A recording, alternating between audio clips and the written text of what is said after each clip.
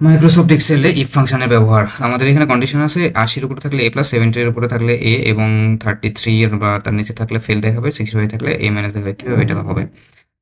ফর্মুলাটা একটু ফলো করুন if function equals to ifs then আমরা ইউজ করব যে নাম্বারটা then greater than or equal to দিয়ে কন্ডিশন প্রথম কন্ডিশন 80 যদি হয় তাহলে কি অ্যাপোস্ট্রোফিসের মধ্যে আমরা এ প্লাস লিখে দিব দেন অ্যাপোস্ট্রোফিস শেষ দেন আবারও ইফ ইফ দিয়ে এইভাবে চলমান মানে যতক্ষণ না আমার শেষ হচ্ছে ততক্ষণ এভাবে চলমান থাকবে গ্রেটার দেন ইকুয়াল টু এভাবে চলমান থাকবে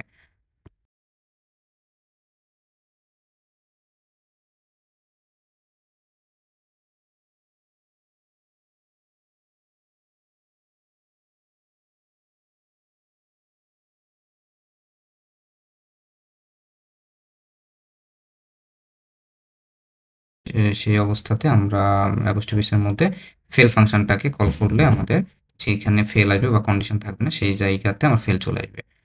থ্যাংক ইউ সো মাচ আশা করি ভিডিওটা অনেক ভালো লাগবে লাইক কমেন্ট এবং শেয়ার করতে ভুলবেন না